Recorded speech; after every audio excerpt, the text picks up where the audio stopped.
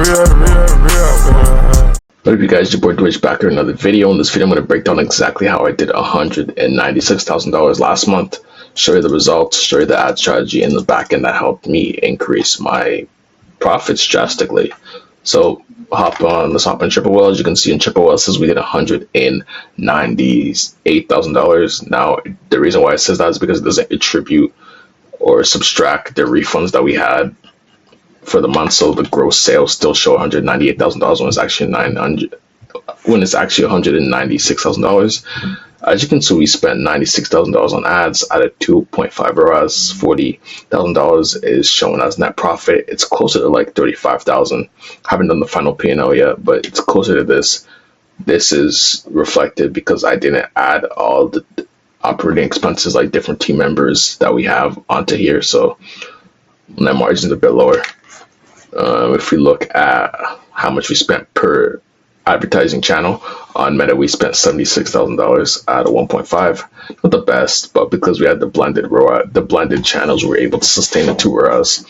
On Google crushed it. We spent $13,000 at a 1.2 ROAS, adding an extra $56,000 to the business. On TikTok, I'm not gonna lie, the ROAS is higher, and you guys are gonna see in a bit. It's around 2.23 or some shit.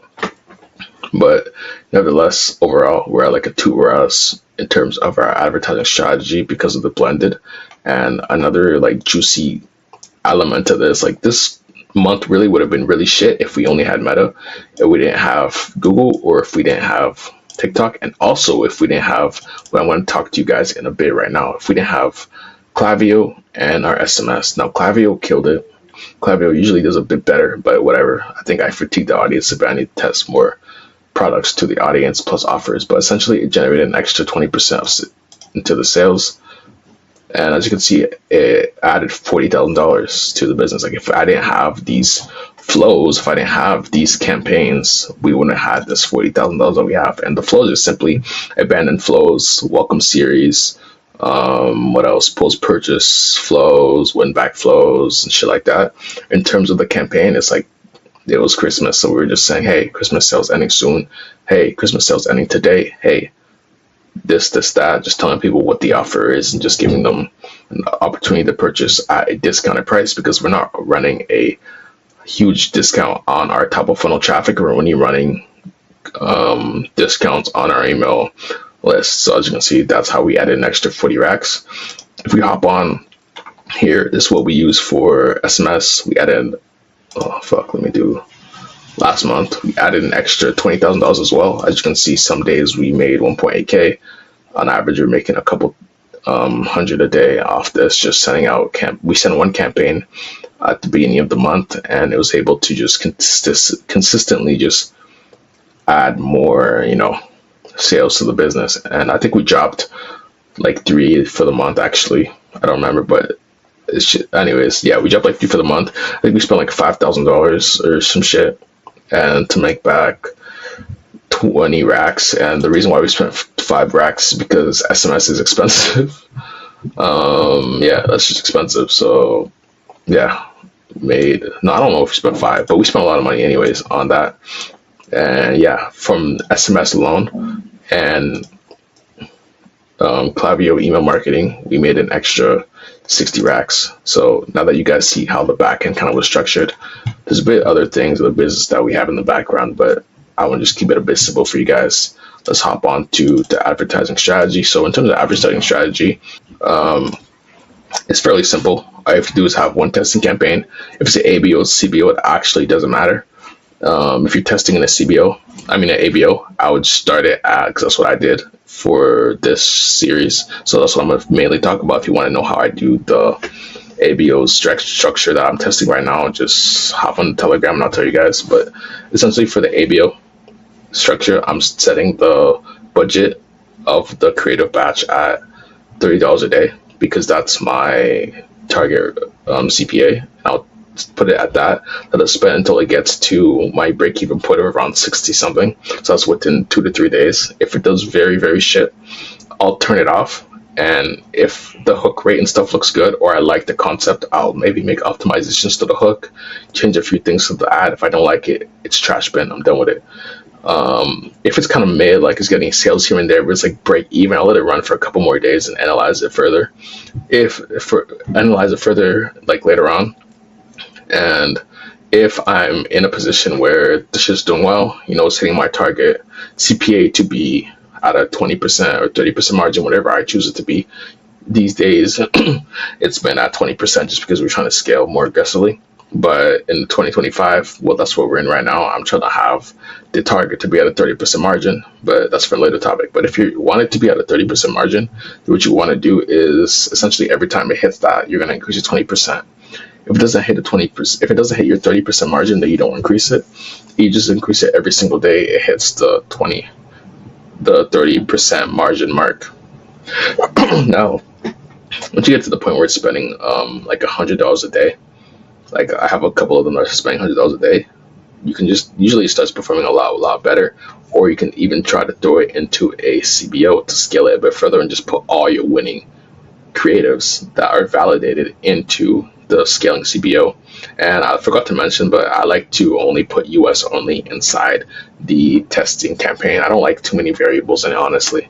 Personally, after I validate the creative is decent enough, or not decent, it's doing well, I'll throw it into the winning scaling CBO. I might throw it in a worldwide campaign. This one was top 4. I just recently changed it, but I was doing worldwide while we were scaling for Christmas, and it worked pretty well. What else?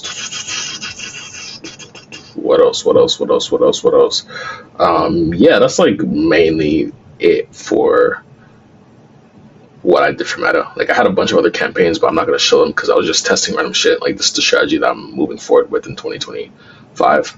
It's one testing campaign. ABO, CBO does not matter.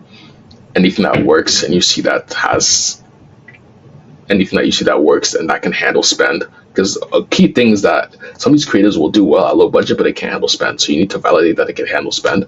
If it can handle spend, then you're going to throw it into its own CBO with all other winning assets. And then you're just going to scale that specific campaign. And that's what I was doing for Xmas. The RAS is pretty shit, not gonna lie.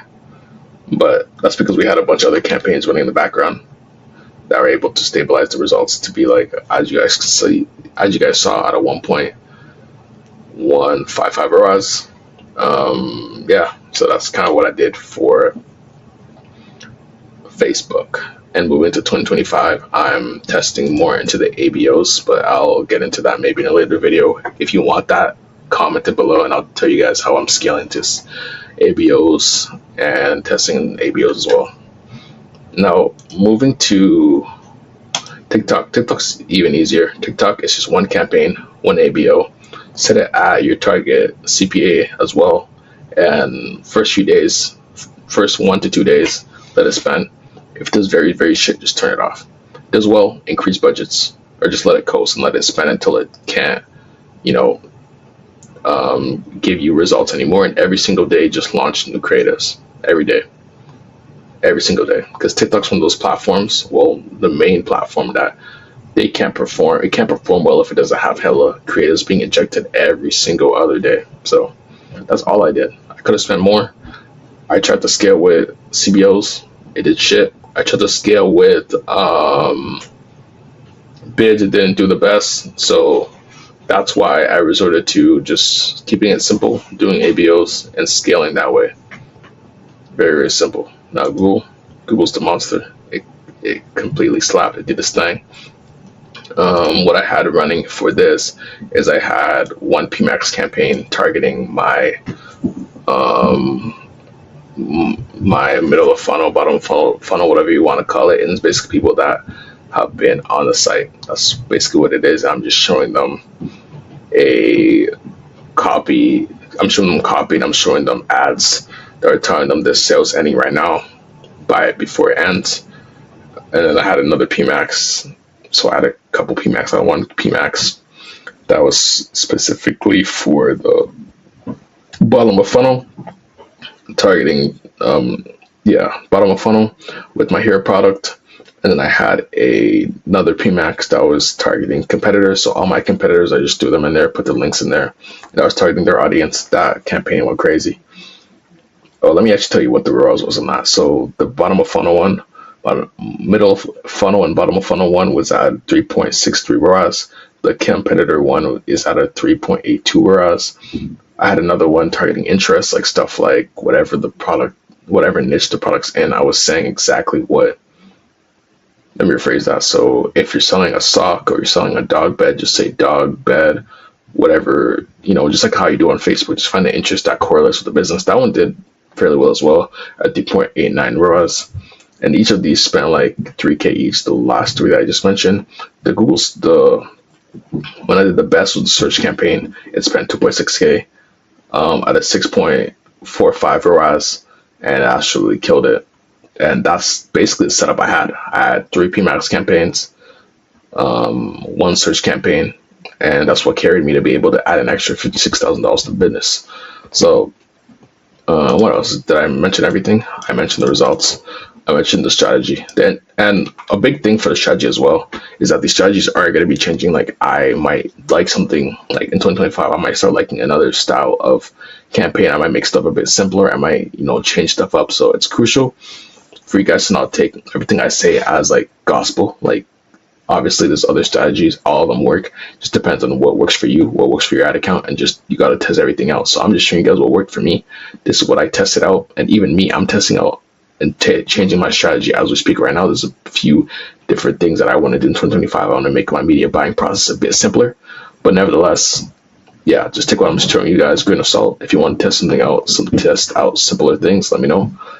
Test out different things, let me know. This is kind of like what I'm doing in terms of the back end. As you guys saw, the SMS, the email marketing, and yeah, the SMS and email marketing were able to add a bunch of extra revenue to the business, and that's why we're able, and along with the blended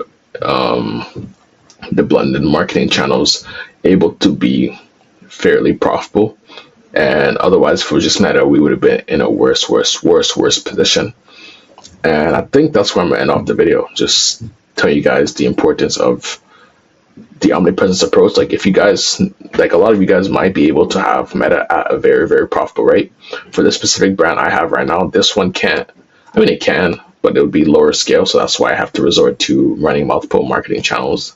But there are products where you can just be added to plus ROAS, top of funnel, or if you add bottom of funnel and just your Meta ads alone. So if you're in a position where you're doing well with Meta, you're doing a couple Ks a day with just Meta, I recommend just launching a search campaign on Google just to start. TikTok's not mandatory. TikTok's just something that I just launched in the back end because I know it'll generate me revenue, and especially in giftable seasons. But mainly the ones that you have to add specifically for your omnipresence is Google search. That's the only thing you want to launch. Fine, it will add an extra. It'll spend your money at like a 5 ROAS and give you an amazing return. Add SMS in the background. Also add add SMS, add Google, and add email marketing to your business, and you'll generate an extra 20 to 30+% of revenue to your business. So that's what I'm going to end the video. If you guys have any questions about what I'm doing, this January, any changes I'm making to my business this year to scale a bit better, hop in the Telegram. It's literally free.